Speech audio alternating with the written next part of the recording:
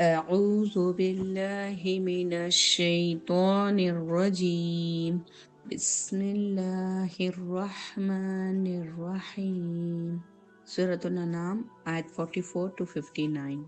رب اشرح لي صدري ويسر لي أمري واحلل عقدة من لساني يفقهوا قولي اللهم أرنا الحق حقا وارزقنا اتباعه وأرنا الباطل باطلا وارزقنا اجتنابه آمين.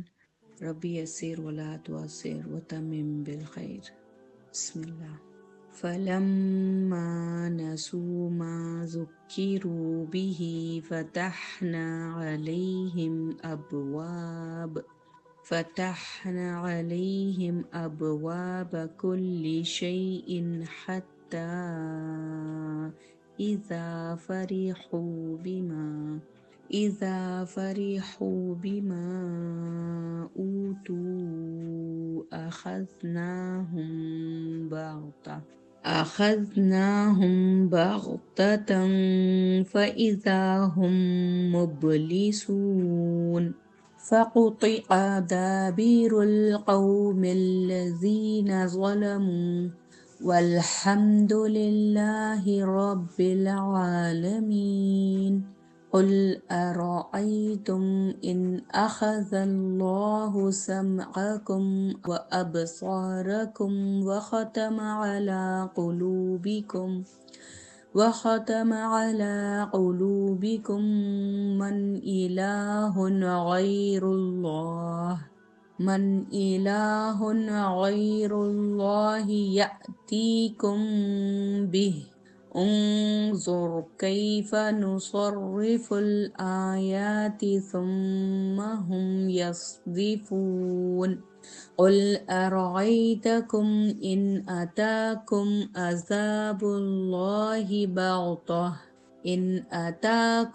عذاب الله بغتة أو جهرة هل يهلك إلا القوم الظالمون. وما نرسل المرسلين إلا مبشرين ومنذرين فمن آمن وأصلح فلا خوف عليهم ولا هم يحزنون. والذين كذبوا بآياتنا يمسهم العذاب بما كانوا يفسقون.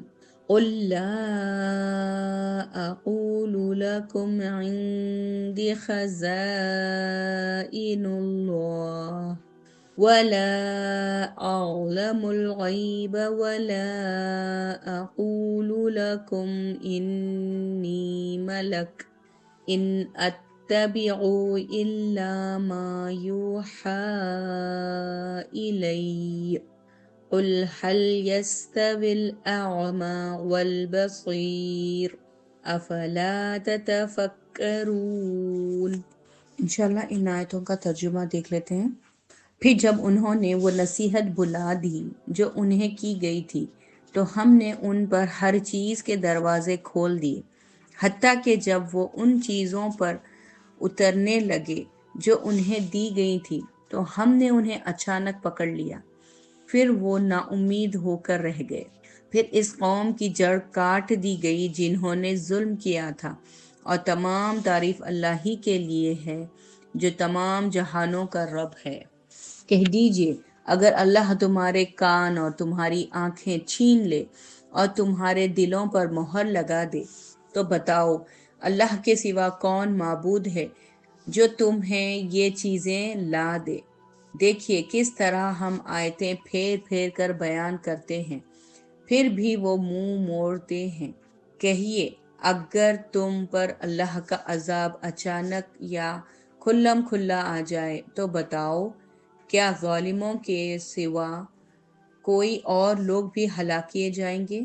اور ہم نے کوئی رسول ایسا نہیں بھیجا جسے خوشخبری دینے والا اور ڈرانے والا نہ بنایا ہو۔ پھر جو شخص ایمان لے آئے اور اپنی اصلاح کر لے تو ان پر نہ کوئی خوف ہوگا اور نہ وہ غمگین ہوں گے۔ اور جن لوگوں نے ہماری آیتوں کو جھٹلایا انہیں اس نافرمانی کی وجہ سے عذاب پہنچے گا جو نافرمانی وہ کرتے تھے۔ کہہ دیجئے میں تم سے نہیں کہتا کہ میرے پاس اللہ کے خزانے ہیں، اور نہ میں غیب جانتا ہوں، اور نہ میں تم سے یہ کہتا ہوں کہ میں فرشتہ ہوں۔ میں تو اس چیز کی پیروی کرتا ہوں جو میری طرف وحی کی جاتی ہے۔ کہہ دیجئے کیا نابینا اور بینا برابر ہو سکتے ہیں؟ یعنی اندھا اور دیکھنے والا۔ پھر کیا تم غور نہیں کرتے؟ اور اے نبی صلی اللہ علیہ وسلم، آپ اس قرآن کے ذریعے سے ان لوگوں کو ڈرائیں جنہیں ڈر رہتا ہے کہ وہ اپنے رب کے پاس اکٹھے کیے جائیں گے، وہاں اس کے سوا ان کا کوئی دوست اور سفارشی نہ ہوگا، شاید کہ وہ پرہیزگاری اختیار کر لیں۔ اور ان لوگوں کو اپنے سے مت دور کریں جو اپنے رب کو صبح اور شام پکارتے ہیں اور اپنے رب کا چہرہ یعنی رضامندی چاہتے ہیں۔ ان کے حساب میں سے کسی چیز کا بوجھ آپ پر نہیں اور آپ کے حساب میں سے کسی چیز کا بوجھ ان پر نہیں۔ پھر اگر آپ ان کو اپنے سے دور کریں گے تو آپ ظالموں میں سے ہو جائیں گے، اور ہم نے اسی طرح لوگوں میں سے بعض کو بعض کے ذریعے سے آزمائش میں ڈالا ہے تاکہ وہ انہیں دیکھ کر کہیں کیا ہم میں سے یہ لوگ ہیں جن پر اللہ نے احسان کیا؟ کیا اللہ اپنے شکر گزار بندوں کو ان سے زیادہ نہیں جانتا؟ اور جب وہ لوگ آپ کے پاس آئیں جو ہماری آیات پر ایمان رکھتے ہیں تو کہہ دیجئے تم پر سلام ہو، تمہارے رب نے مہربانی کو اپنے اوپر لازم کر لیا ہے۔ بے شک تم میں سے جو شخص جہالت سے برا عمل کرے پھر اس کے بعد توبہ کرے اور اصلاح کر لے تو یقیناً وہ بہت بخشنے والا نہایت رحم کرنے والا ہے۔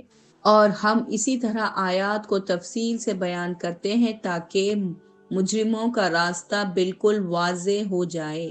کہہ دیجئے بے شک مجھے منع کیا گیا ہے کہ میں ان کی عبادت کروں جنہیں تم اللہ کے علاوہ پکارتے ہو۔ کہہ دیجئے میں تمہاری خواہشات کے پیچھے نہیں چلتا، اس صورت میں گمراہ ہو جاؤں گا اور میں ہدایت پانے والوں میں سے نہ ہوں گا۔ کہہ دیجئے بے شک میں اپنے رب کی طرف سے واضح دلیل پر ہوں اور تم نے اس دلیل کو جھٹلایا ہے۔ میرے پاس وہ چیز نہیں ہے جسے تم جلدی طلب کر رہے ہو، فیصلے کا سارا اختیار اللہ ہی کو ہے، وہ حق بات بیان کرتا ہے اور بہترین فیصلے کرنے والا ہے۔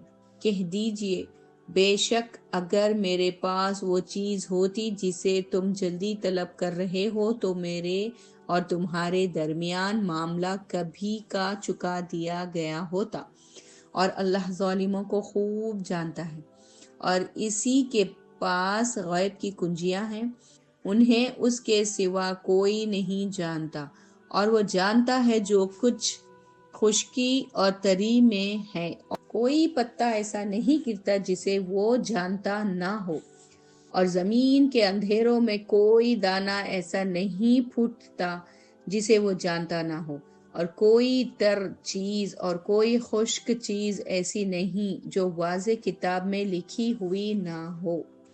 آئیے انشاءاللہ ان آیتوں پر مزید غور و فکر کرنے کی کوشش کرتے ہیں۔ تو اللہ سبحانہ تعالیٰ کی جو آیت آج ہم نے سٹارٹنگ میں پڑھی ہے وہ ہے فَلَمَّا نَسُوا مَا ذُكِّرُوا بِهِ، یعنی کہ جب ان لوگوں نے اللہ کی نصیحت کو، اللہ کی آیات کو بھولا دیا جو ان کو کی گئی تھی، یعنی فراموش کر دیا، اس سے اعراض کرنے لگے، بھول گئے، اپنا راستے سے بھٹک گئے اور اپنے رب کی آیتوں کو پس پشت ڈال دیا، تو اللہ سبحانہ تعالیٰ نے کیا کیا؟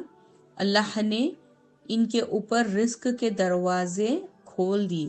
یاد رکھیے اللہ سبحانہ تعالیٰ کے آزمانے کے طریقے ہیں یہ، کہ کسی کو دے کر آزماتا ہے، وافر مقدار میں دے کر آزماتا ہے، اور کسی کو تنگی کر کر آزماتا ہے۔ تو جب ان لوگوں نے دنیا کی محبت میں پڑھ کے اللہ کے احکامات کو پیچھے ڈالا تو اللہ نے کیا کیا؟ ان کے پسندیدہ تمام رزق کے دروازے ان پر کھول دیے، اور یہ اللہ تعالیٰ کی طرف سے ان کے لیے مہلت تھی، ان کے خلاف ایک تدبیر تھی۔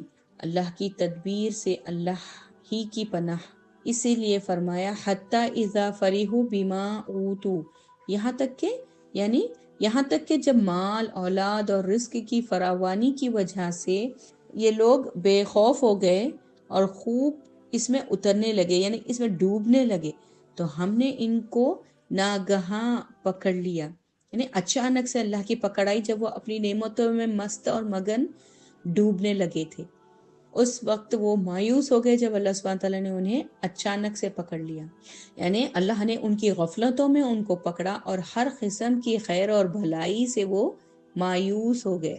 پر انشاءاللہ ہم مسند احمد کے ایک حدیث کا مفہوم جانتے ہیں جو عقبہ بن عامر رضی اللہ عنہ نے روایت کیا ہے کہ جب تم دیکھو کسی نافرمانی کرنے والی قوم کو اللہ خوب نواز رہا ہے تو جان لو یہ استراج ہے، یعنی اللہ کی طرف سے ڈھیل دی جا رہی ہے۔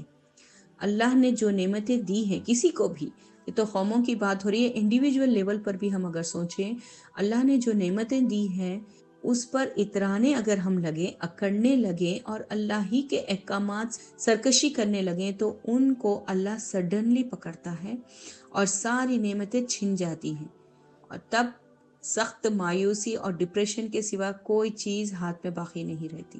تو اللہ سبحانہ تعالیٰ جس کو خوب رزق دے وہ اپنے اعمال کو چیک کرے اور اپنے رویوں پر نظر رکھے۔ اگلی آیت میں اللہ سبحانہ تعالیٰ فرماتے ہیں پھر اس قوم کی جڑ کاٹ دی گئی جنہوں نے ظلم کیا تھا، اور تمام تعریف اللہ ہی کے لیے ہے جو تمام جہانوں کا رب ہے۔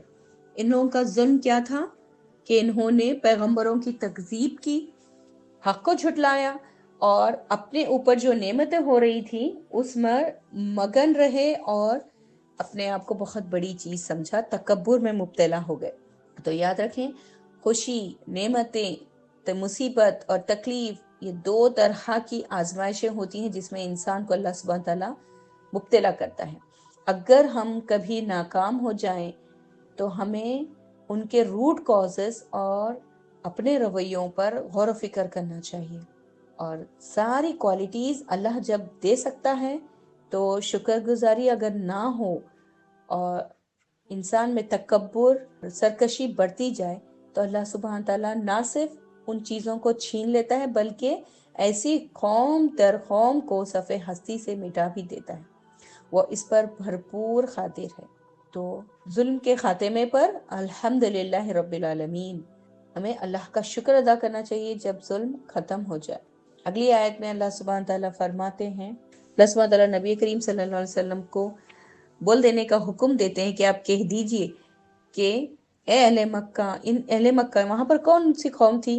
مکہ والے ہی نا جو مشرک تھے، ان سے کہنے کے لیے کہا جا رہا ہے، ان سے کہہ دیجئے کہ اللہ تمہاری صلاحیتیں لے لے تو ہے کوئی جو تم کو اس کے علاوہ یہ دے سکے، یعنی کہ ان کے پاس جو مال، دولت، اولاد، زبان پر عبور، یہ ساری کوالٹیز تھیں، جنگجو قوم تھی، مضبوط جسم کے مالک تھے، یہ سب تمام اللہ کی دی ہوئی نعمتیں ہیں، اگر ان کو اللہ چھین لے تو کوئی ہے جو تمہیں اس کو واپس لوٹائے؟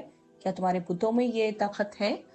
انہیں اس بات پر غور و فکر کی دعوت دینے کا حکم نبی کریم صلی اللہ علیہ وسلم کو اس آیت میں دیا گیا ہے، جیسے کہ تم کیا چیز ہو، پرانی جو پچھلی قومیں تھے، قوم فرعون، عاد، سمود، کیا لینگویج تھا، کیا کلچر تھا، کیا مال اور دولت تھی۔ فرعون کے بارے میں تو بتایا جاتا ہے کہ اس کے اتنے لشکر تھے کہ وہ جہاں پڑاؤ ڈالتا ان ٹینٹ کے جو میخیں ہوتی ہیں، جو لکڑیاں ہوتی ہیں، اس کو اٹھانے کے لیے کئی سو اونٹ چلتے تھے فوج کے ساتھ۔ اتنی بڑی آرمی کا وہ مالک تھا، ہر طرح کی آرائش اور بہترین ڈیولپڈ سویلائزیشن ان کا تھا۔ جب انہوں نے سرکشی کی، اللہ کے پیغمبر کی بے عزتی کرنے کی کوشش کی اور ان کے مقابلہ کرنے کی کوشش کی تو اس قوم کو اللہ نے صفحہ ہستی سے مٹا دیا۔ آج ایک بھی اس نسل کا زندہ نہیں ہے اس دنیا میں، نہ کوئی اس زمانے کا زندہ ہے جو کہ بتائے کہ اس کے کلچر یا اس کی لینگویج کیا تھی، کیا ٹیکنیکس تھی۔ تو جب اتنے پاورفل سیولائزیشنز، اتنے پاورفل کنگڈمز کو اللہ مٹا دیتا ہے اپنی سرکشی کے عوض، اللہ سے روگردانی کرنے کے بدلے، تو اے اہل مکہ تم کیا چیز ہو؟ اس آیت میں اللہ سبحانہ تعالیٰ کہتے ہیں انظر کیف نصرف، یعنی یہ دلیلیں ہم بدل بدل کر دکھاتے ہیں. یعنی اللہ سبحانہ تعالیٰ قرآن میں کئی جگہوں پر وحی کے ذریعے کئی دلیلیں بتائے ہیں تاکہ وہ متوجہ ہوں اور غور کریں، بٹ یہ لوگ عبرت نہیں لیتے، سخت اعراض کرتے ہیں، منہ پھیر جاتے ہیں. اور آیت نمبر 47 میں جس عذاب کا ذکر ہو رہا ہے، سڈن عذاب آئے، یعنی ہر انسان کے اوپر سب سے بڑا آزمائش کیا ہوتی ہے؟ اس کی موت، وہ بھی ایک قسم کا مہلت ختم والی بات. اور سامنے سے عذاب آئے یعنی کوئی اللہ کی طرف سے کوئی آفت آ جائے، کوئی قدرتی کلیمٹی ڈیزاسٹر ہو جائے تو یہ ظالم مارے جائیں گے. یہاں پر جو بات کی جا رہی ہے، کیا صرف یہ ظالم مارے جائیں گے؟ نہیں، کبھی کبھی معصوم بھی مارے جاتے ہیں، بٹ آخرت میں سب کا انجام ڈیفرنٹ ہوگا. ان لوگوں نے کس طرح کے اعمال کیے اس کے اکارڈنگ ان کا انجام ہوگا. تو یہاں پر کبھی بھی بے فکری اور لاپرواہی والی زندگی نہیں گزارنی چاہیے. اس بات کا ہمیں مورل ملتا ہے کہ اچانک موت بھی آ سکتی ہے، اچانک کلیمٹیز بھی ہو سکتی ہیں، تو ہر لمحہ انسان کو ایور ریڈی رہ کر زندگی بسر کرنی چاہیے. ہمیشہ موت اور اپنے انجام کو مد نظر رکھتے ہوئے زندگی گزارنا چاہیے. ظلم انسان کی ہلاکت کا سبب بنتا ہے. اور جس طرح فرمایا گیا الذین آمنوا ولم یلبسوا ایمانہم بظلم اولئک لہم الامن وہم مہتدون. کیا فرمایا گیا سورۃ الانعام میں آیت 82 میں؟ جو لوگ ایمان لائے اور اپنے ایمان کو ظلم سے محفوظ کیا ان کے لیے امن ہے، وہی ہدایت پانے والے ہیں. یعنی اسی صورت میں آگے ہم دیکھیں گے اس کی وضاحت. اس آیت نمبر 47 اور 48 کی وضاحت آیت نمبر 82 کرتی ہے کہ جس میں اللہ سبحانہ تعالیٰ نے واضح بتا دیا کہ ہاں بے شک جب اللہ کا عذاب آئے گا تو جو مشرک مارے جائیں گے وہ تو ہلاکت میں ہی ہیں، ہلاک ہو گئے دنیا میں بھی اور آخرت میں بھی ہلاکت میں ہی پلٹیں گے، اللہ کے عذاب میں ہی لوٹایا جائے گا ان کو. لیکن جو ایمان لے آئے وہ لوگ آخرت میں بے خوف ہو جائیں گے. جنہوں نے شرک نہیں کیا، جنہوں نے اللہ کی پیغمبروں کی پیروی کی، اللہ پر توکل کیا، اللہ پر ایمان لے آئے، تو وہ آخرت میں فلاح پانے والے ہوں گے، وہاں انہیں کوئی خوف یا غم نہ ہوگا. آگے اللہ سبحانہ تعالیٰ فرماتے ہیں پیغمبروں کو بھیجنے کا مین مقصد کیا ہے. اس آیت سے ہمیں واضح ہوتا ہے کہ اللہ فرماتے ہیں کہ پیغمبروں کو ہم بھیجتے ہیں، یعنی پیغمبروں کو اللہ سبحانہ تعالیٰ بھیجتا رہتا تھا کس لیے؟ کہ وہ خوشخبری دے ان کو جو اللہ پر ایمان لے آئے، اور ڈرائے ان کو جو اللہ کی آیتوں کا انکار کریں. دس از دا مین ایم آف سینڈنگ رسول اینڈ انبیاء ان دس ورلڈ. اللہ سبحانہ تعالیٰ نے جتنے رسول، پیغمبر اور نبی اس دنیا میں بھیجے ان سب کا مین مقصد یہی تھا. آسمانی کتابیں ہوں یا پیغمبروں کا نزول ہو، یہ ساری چیزوں کا مین مقصد یہی تھا کہ اللہ کی فرما برداری کرنے والوں کو خوشخبریاں دے دی جائیں، اور جو اللہ کی نافرمانی کرتے ہیں، اللہ کی آیات کو ماننے سے انکار کرتے ہیں، انہیں ڈرایا جائے تاکہ ان کی اصلاح ہو جائے. فمن آمنا و اصلح، پھر جو شخص ایمان لائے اور نیکوکار ہو جائے، جس شخص کا دل انبیاء کرام کی لائی ہوئی تعلیمات پر ایمان لے آئے اور وہ ان کی اتباع کرے، اپنے عمل کی اصلاح کر لے، فلا خوف علیہم، تو ایسے لوگوں کو نہ کچھ خوف ہوگا مستقبل کی زندگی میں، ولا ہم یحزنون، یعنی آخرت میں قیامت کے بعد جو ہماری زندگی ہوگی، اور نہ وہ غمگین ہوں گے اس زندگی میں.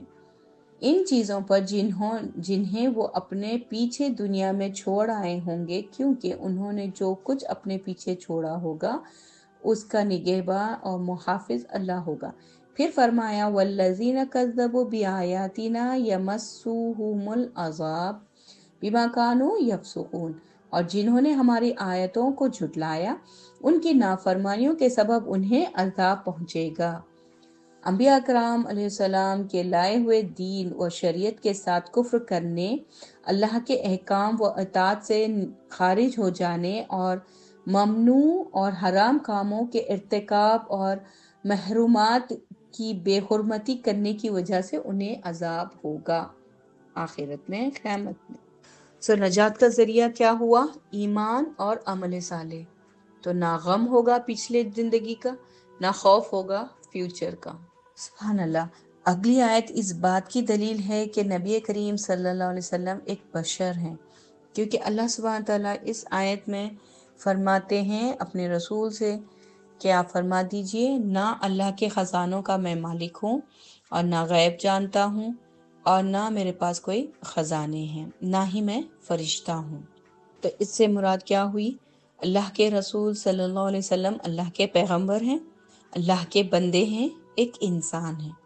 خود اللہ سبحانہ تعالیٰ نے ان کو حکم دیا کہ آپ صلی اللہ علیہ وسلم یہ فرما دیجئے، کہہ دیجئے وَلَا عَالَمُ الْغَيْبِ، اور نہ میں تم سے یہ کہتا ہوں کہ میں غیب جانتا ہوں، کیونکہ علم الغیب اللہ تعالیٰ ہی کا خاص ہے، اور مجھے صرف اسی قدر علم حاصل ہے جو اللہ تعالیٰ نے عطا فرمایا۔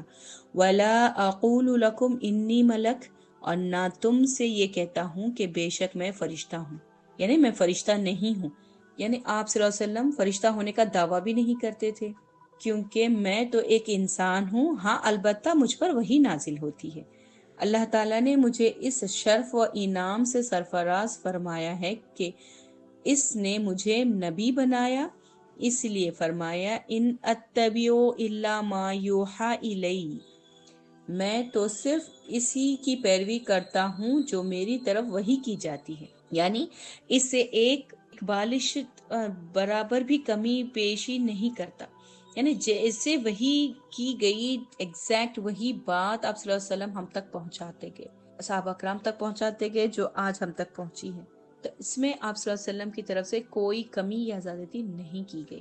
یہ قرآن کی صداقت پر بھی دلیل ہے، آپ صلی اللہ علیہ وسلم کے بشریت پر بھی دلیل ہے، آپ صلی اللہ علیہ وسلم اللہ کے پیغمبر ہے، اس بات پر بھی یہ آیت دلالت کرتی ہے۔ It's a proof. پھر فرمایا گیا قُلْ هَلْ يَسْتَوِي الْأَعْمَى وَالْبَصِيرُ، کہہ دیجئے کہ بھلا اندھا اور دیکھنے والا برابر ہو سکتا ہے؟ کامن سی بات ہے، دیکھنے والا اور اندھا برابر کیسے ہوگا؟ ان کی چال ڈیفرنٹ ہوگی، ان کے اعمال ڈیفرنٹ ہوں گے، ان کے اوپر لاگو ہونے والے احکامات ڈیفرنٹ ہوں گے۔ اگر دنیا کے اعتبار سے دیکھا جائے تو ان کا ایجوکیٹ کرنے کا طریقہ، وے آف ایجوکیشن ڈیفرنٹ ہوگا، میتھڈ آف ٹیچنگ ڈیفرنٹ ہوگا۔ اگر ان کے کمانے کا ذریعہ دیکھا جائے تو اندھا اور دیکھنے والا سیم جگہ سیم طرح سے کام نہیں کر سکتا، اتنا واضح فرق ہے۔ تو پھر جو شخص حق کی اتباع کرے اور جو ہدایت یافتہ ہو اور جو حق سے روگردانی کرے، گمراہ ہو، کیا وہ برابر ہو سکتے ہیں؟ تو سبحان اللہ، یہاں پر علم، حق کو جاننا اور حق پر عمل کرنا ایک قسم کی بصیرت کو سے کمپیئر کیا گیا ہے، اس کو بینائی والا، آنکھوں والا کہا گیا ہے جو علم کے ذریعے اپنی زندگی گزارتا ہے، علم اور حق پر مبنی اپنی لائف سٹائل کو اپناتا ہے، وہ ہے دیکھنے والا، وہ ہے بینا شخص، وہ ہے ایک بہترین ویژن رکھنے والا۔ اور جو ظلمت کے اندھیروں میں، لا علمی میں، جہالت میں اپنی زندگی گزار رہا ہے، اسے گویا کہ اندھا کہا گیا ہے۔ جیسے کہ سورۃ الرعد میں بھی فرمایا گیا أَفَمَن يَعْلَمُ أَنَّمَا أُنزِلَ إِلَيْكَ مِن رَّبِّكَ الْحَقُّ كَمَنْ هُوَ أَعْمَى إِنَّمَا يَتَذَكَّرُ أُولُو الْأَلْبَابِ، سورۃ الرعد آیت 13۔ تو یہاں پر اس سورہ میں اللہ سبحانہ تعالیٰ کیا کہتے ہیں؟ جس طرح سورہ انعام کی اس آیت میں ہمیں پتہ چلا کہ اندھا اور بینا برابر نہیں ہو سکتے، تو اللہ سبحانہ تعالیٰ اس آیت میں بھی ایک کویشچن کر رہے ہیں، بھلا جو شخص یہ جانتا ہے کہ جو کچھ آپ پر یعنی نبی کریم صلی اللہ علیہ وسلم پر نازل ہوا اللہ کی طرف سے ہے، وہی حق ہے، اور اس شخص کی طرح، کیا وہ اس شخص کی طرح ہو سکتا ہے جو کہ اندھا ہے؟ یہاں پر کویشچن کر کے شعور کو بیدار کیا جا رہا ہے۔ بس نصیحت وہ حاصل کرتے ہیں جو عقل مند ہیں، اور فرما برداری وہی کرتے ہیں جن کو عقل ہے۔ اے نبی، آپ اس قرآن کے ذریعے سے ان لوگوں کو ڈرائیں جو لوگ خوف رکھتے ہیں کہ اپنے پروردگار کے روبرو حاضر کیے جائیں گے، یعنی آخرت پر ایمان رکھتے ہیں اور ڈرتے ہیں اپنے اعمال سے، اور جانتے ہیں کہ اس کے سوا یعنی اللہ کے سوا نہ تو ان کا کوئی دوست ہوگا اور نہ کوئی سفارشی۔ تو یعنی اے محمد صلی اللہ علیہ وسلم اس قرآن کے ذریعے سے ان لوگوں کو نصیحت کریں، اور جو ڈر جائے اور جو یہ بات پر یقین لا لے کہ اس کا حساب ہونے والا ہے اور وہ اللہ رب العزت کے سامنے کھڑا کیا جائے گا، تو اپنے پروردگار سے ڈرتے ہوئے زندگی گزارے گا، برے حساب کے خوف رکھتا ہوگا، ایسا بندہ روگردانی نہیں کرے گا اور بے شک وہ پرہیزگاری کی زندگی گزارے گا۔ اس طرح کی وارننگ دینے کا یہاں کیا مقصد ہے؟ آیت کے اینڈنگ میں ہمیں پتہ چلتا ہے، آیت نمبر 51 میں اللہ سبحانہ تعالیٰ پہلے فرماتے ہیں شاید کہ وہ پرہیزگار بنے، یعنی ان کو اس طرح سے ڈرائیے، وارن کریے کہ ان کا اس دن نہ تو کوئی دوست ہوگا اور نہ کوئی سفارش کرنے والا ہوگا جو ان کی سفارش کر کے انہیں اللہ کے عذاب سے بچا لے۔ انسان کیوں بھٹکتا ہے؟ آج بھی مشرک یا پھر لوگ دوسروں پر بھروسہ کیوں کر لیتے ہیں؟ کیونکہ وہ سمجھتے ہیں کہ قیامت کے دن اللہ سے یہ لوگ ان کے طرف سفارش کریں گے، اللہ کے عذاب سے ان لوگوں کو بچا لیں گے یا کوئی ریکمنڈیشن لگا دیں گے۔ تو یہاں پر صاف واضح کر دیا گیا کہ اللہ کے سامنے کوئی ان کا نہ مددگار ہوگا، نہ سفارش کرنے والا ہوگا، اور نہ ہی کوئی انہیں اللہ کے عذاب سے بچا سکے گا۔ اس طرح کی اوپن وارننگ دینے کا حکم ہے شاید کہ وہ پرہیزگار بنے۔ اس دن کے عذاب، اس دن اللہ سبحانہ تعالیٰ کے جلال، اس دن اللہ سبحانہ تعالیٰ کی جو سزائیں ہیں اس سے ان کو وارن کرو تاکہ یہ دنیا میں تقوی اختیار کریں اور اپنے برے اعمال سے باز آ جائیں، نصیحت پکڑ لیں۔ سبحان اللہ، سبحان اللہ۔ اللہ سبحانہ تعالیٰ اگلی آیت میں آپ صلی اللہ علیہ وسلم کو صحابہ کرام کی تکریم کا حکم دیتے ہیں کہ اللہ کو جو یاد کرنے والے صبح شام اللہ کی یاد اور اللہ کے ذکر میں زندگی گزارنے والے جو آپ کے صحابہ ہیں ان کا ویلکم کیجئے، جب وہ آپ کے پاس آئیں تو انہیں سلام کر کے ان کو ویلکم کیجئے، ان کی اہمیت جانیے، ان کو امپورٹنس دیجئے۔ سبحان اللہ۔ دیکھیے آیت، اگلی آیت میں اس آیت کا تھوڑا سا ہم کانٹیکس دیکھ لیتے ہیں، پس منظر دیکھ لیتے ہیں کہ اہل مکہ کے جو سردار تھے وہ ڈیمانڈ کیا کرتے تھے کہ یہ غریبوں کو اپنی مجلس سے ہٹائیے، کیونکہ غلام، قریب ایسے لوگ تھے جو صحابہ کرام آپ صلی اللہ علیہ وسلم کی، جیسے کہ بلال رضی اللہ عنہ اور دوسرے کئی ایسے صحابہ کرام تھے جو کہ مالی طور پہ اتنے ساؤنڈ نہیں تھے۔ تو یہ سردار مکہ، اہل مکہ کے جو سردار تھے، ان لوگوں کا یہ تکبر تھا کہ وہ آپ صلی اللہ علیہ وسلم کی مجلس سے دور رہتے تھے، کیونکہ غریب نادار لوگ آپ کی مجلس میں شامل ہیں، اور ڈیمانڈ کرتے تھے کہ ان لوگوں کو دور ہٹا دیجئے اور ہم کو اسپیشل تعلیم دیجئے تاکہ ہم آپ کی بات سنیں۔ تو اللہ سبحانہ تعالیٰ فرماتے ہیں کہ احترام کے قابل تو وہ متقی ہیں جو اللہ سے زیادہ ڈرنے والے ہیں اور شکر گزاری کرنے والے ہیں اور اللہ کو رات دن یاد کرنے والے ہیں۔ جو لوگ اللہ کو صبح شام یاد کرتے ہیں وہ بیسٹ ہے دوستی کرنے کے لیے۔ اس آیت سے ہمیں پتہ چلتا ہے غریبوں سے محبت اور عزت کرنا ایمان اور تقوی کا ثبوت ہے، یعنی کہ جو ایمان میں آگے ہوں تو اس کا دنیاوی سٹیٹس کوئی معنی نہیں رکھتا۔ اگر ہم میں عاجزی انکساری ہے تو جو انسان پر لازم اور ملزوم ہے۔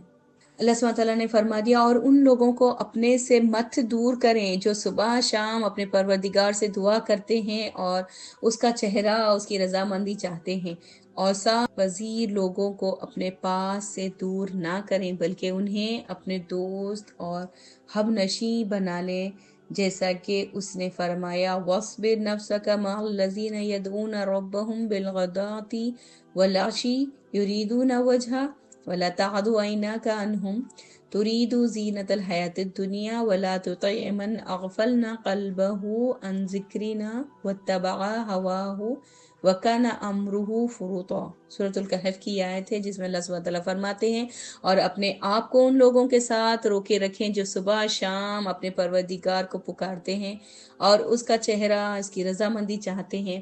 آپ کی نگاہیں ان سے ہٹنے نہ پائیں کہ آپ آرائش زندگانی دنیا کی خواستگار ہو جائیں اور آپ اس کی اطاعت نہ کریں جس کے دل کو ہم نے اپنی یاد سے غافل کر دیا ہے اور وہ اپنی خواہشات کی پیروی کرتا ہے اور اس کا کام حد سے بڑھ گیا ہے۔ سبحان اللہ۔ واضح الفاظ میں اللہ کی یاد، اللہ سے ڈرنے والے، اللہ کا ذکر کرنے والے، اللہ کی رضامندی کو نظر میں رکھ کر زندگی گزارنے والوں سے دوستی کرنے کی، اور اللہ سے غافل رہنے، اللہ کی یاد کو بھلا بیٹھنے والوں سے دور رہنے کا حکم ہمیں اس آیت میں ملتا ہے۔ سبحان اللہ، یہاں ڈائریکٹ حکم تو نبی کریم صلی اللہ علیہ وسلم کو ہے، لیکن انڈائریکٹلی آپ کے بعد ہم سب اور تمام قرآن کے پڑھنے والوں کو یہ اللہ کا حکم واضح ہے کہ ایسے لوگوں سے دور رہنا چاہیے جو اللہ کی یاد سے غافل ہو جائیں۔ سبحان اللہ۔ اور اس آیت سے ہم کو صبح شام اللہ کو یاد کرنا، اللہ کا ذکر کرنا، اور پھر صبح شام کے اذکار کی بھی اہمیت کا پتہ چلتا ہے۔ دیکھیے آیت کا آخری حصہ فَتَطْرُدَهُمْ فَتَكُونَ مِنَ الظَّالِمِينَ، تو دیکھیے جب یہ وارننگ آپ صلی اللہ علیہ وسلم کو اللہ سبحانہ تعالیٰ دیتے ہیں تو پھر ہم کہاں، کس بنا پر ہم دین والوں کا مذاق اڑاتے ہیں، کس بنا پر ہم مخلص مسلمانوں کو، مومنوں کو حقیر سمجھتے ہیں صرف ان کے مالی سٹیٹس کو دیکھ کر؟ تو بہت ڈرنے کا مقام ہے، بہت محتاط رہنے کی ضرورت ہے۔ تو دنیا میں جو سٹیٹس دیا جاتا ہے، مال و دولت ہو یا رتبہ ہو یا عزت ہو، جو کچھ بھی ہے یہ سب کچھ آزمائش ہے، جو کہ اگلی آیت میں اللہ سبحانہ تعالیٰ فرماتے ہیں، یعنی اسی طرح ہم نے بعض لوگوں کو بعض کے ساتھ آزمائش کی، انہیں آزمائشوں میں مبتلا کیا اور امتحان لیا، تاکہ وہ کہیں کیا یہی لوگ ہیں؟ یعنی کہ مکہ کے امیر لوگ بھی یہ کہتے تھے نا کہ یہ لوگ ایسے غریب مفلس بیچارے لوگوں کو اللہ نے ہم پر فضیلت دے دی، ہمارے بیچ میں ان لوگوں کو چن لیا۔ اس طرح کا وہ تانا مارا کرتے تھے، مذاق اڑایا کیا کرتے تھے، تحقیر کیا کرتے تھے۔ تو اللہ سبحانہ تعالیٰ فرماتے ہیں کہ ہم نے ان کو اس کے ذریعے امتحان میں ڈال دیا، کہ وہ کہتے ہیں کہ اللہ نے ہم پر ان لوگوں کو فضیلت دی۔ دراصل بعثت کے آغاز میں جن لوگوں نے رسول اللہ صلی اللہ علیہ وسلم کی اتباع کی اور ایمان لے آئے، ان میں زیادہ تر لوگ کمزور مرد اور عورتیں تھیں، لونڈی اور غلام تھے۔ دولت مند لوگوں میں سے بہت کم لوگ تھے جسے قوم نوح نے حضرت نوح علیہ السلام کو کہا تھا۔ بے شک یعنی کہ جب آپ صلی اللہ علیہ وسلم نے تبلیغ سٹارٹ کی، آپ صلی اللہ علیہ وسلم کی بعثت ہوئی اور آپ نے پیغام الہی علی العنان سنا دیا، تو کون سے لوگ تھے جو سب سے پہلے آئے اور ایمان لے آئے؟ جن میں کمزور تھے، اکثریت کمزور مردوں اور عورتوں اور لونڈی اور غلاموں کی تھی۔ یہ نہ صرف آپ صلی اللہ علیہ وسلم کے زمانے میں ہوا، بلکہ جیسے کہ قوم نوح نے بھی یہ کہا تھا کہ تمہاری پیروی وہ لوگ کرتے ہیں جو ادنا درجے کے ہیں، جو بالکل کمزور ہیں، دبے پست قوم، یعنی لو کیٹیگری، بلو پاورٹی لائن کے لوگ ہیں، تو ہم کیسے تمہاری پیروی کریں؟ ان لوگوں کے برابر ہم تمہارے ساتھ کیسے آ جائیں؟ یہ دولت مند لوگوں کا ہر دور میں یہ رویہ رہا، جیسا قوم نوح نے بھی کہا اور مکہ والے بھی یہی بات کر رہے تھے۔ تو غرض یہ مشرکین قریش رسول اللہ صلی اللہ علیہ وسلم کے ساتھ ایمان لانے والے کمزور لوگوں کا مذاق اڑایا کرتے تھے، اور جس پر بس چلتا انہیں بے پناہ تکلیفیں بھی دیا کرتے تھے، یہ ہم جانتے ہیں، رائٹ؟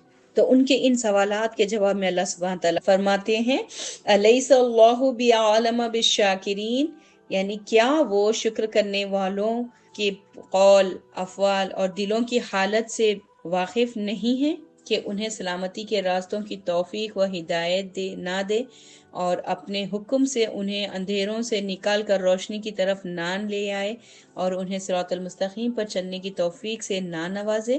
یہ سارے کویشچنز اللہ سبحانہ تعالیٰ کرتے ہیں، جیسا کہ اس نے فرمایا وَالَّذِينَ جَاهَدُوا فِينَا لَنَهْدِيَنَّهُمْ سُبُلَنَا۔ سبحان اللہ۔ تو اللہ سبحانہ تعالیٰ یہاں پر ان کو کہہ رہے ہیں کہ میں تم سے زیادہ نہیں جانتا، کیا نہیں جانتا میں کہ کون اصلی حقدار ہیں کہ جن کو میں اپنے فضل سے نواز دوں؟ پھر آگے اللہ سبحانہ تعالیٰ آیت نمبر 55 میں فرماتے ہیں وَكَذَلِكَ نُفَصِّلُ الْآيَاتِ وَلِتَسْتَبِينَ سَبِيلُ الْمُجْرِمِينَ، اور ہم اسی طرح آیات کو تفصیل سے بیان کرتے ہیں تاکہ مجرموں کا راستہ بالکل واضح ہو جائے۔ یعنی اللہ سبحانہ تعالیٰ بار بار ڈیٹیل میں اپنی نشانیاں، اپنی آیتیں اور حکمتیں واضح کرتے رہتے ہیں تاکہ پتہ چل جائے کہ یہ مجرموں کا راستہ کتنا ڈیفرنٹ ہے۔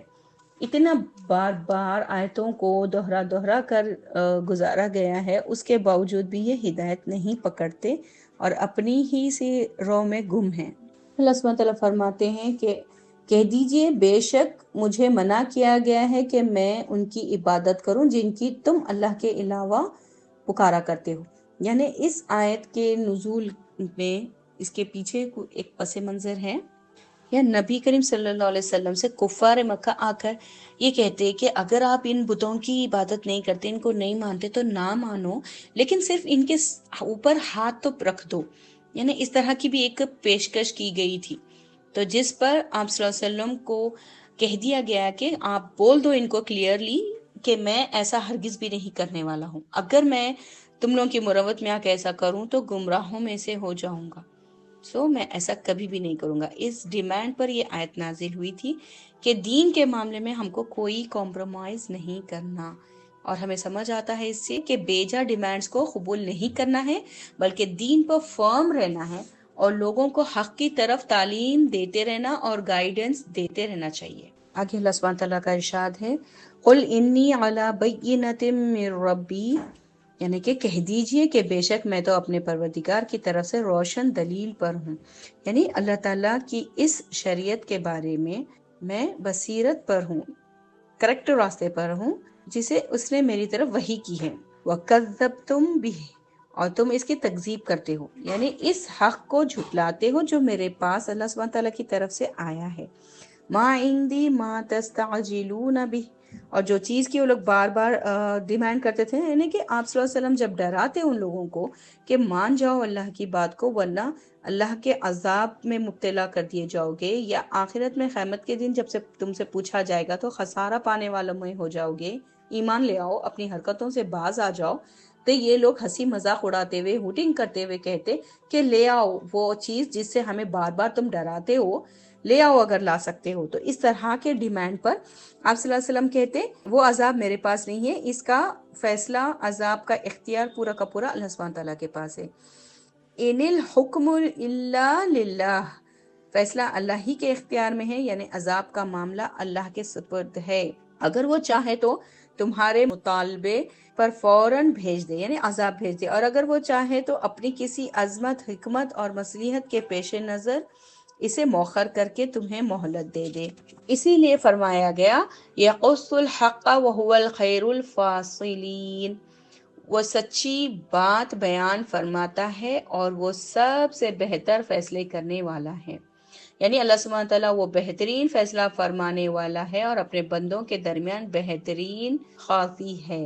اگلی آیت 58 میں اللہ سبحانہ تعالیٰ یہ بھی فرماتے ہیں کہ ارشاد الہی ہے، کہہ دیجئے کہ جس چیز کو تم جلدی طلب کر رہے ہو، بے شک اگر وہ میرے اختیار میں ہوتی تو میں تمہارے اور میرے درمیان فیصلہ کر چکا ہوتا، یعنی اگر یہ میرے اختیار میں ہوتا تو میں تمہیں اس عذاب میں مبتلا کر دیتا جس کی تم تحقیق کرتے ہو، مذاق اڑاتے ہو، جس کے تم مستحق ہو۔ واللہ عالم بالظالمین، اور اللہ ظالموں کو خوب جانتا ہے، یعنی اختیار پیغمبر کے ہاتھ میں نہیں تھا کہ کوئی عذاب لے آئے یا نیچرل کلیمٹی لے آئے، بلکہ یہ اللہ ہی کے فیصلے ہوتے ہیں، یہ تمام چیزیں اللہ کے اختیار میں ہیں، اللہ ظالموں کو بخوبی جانتا ہے۔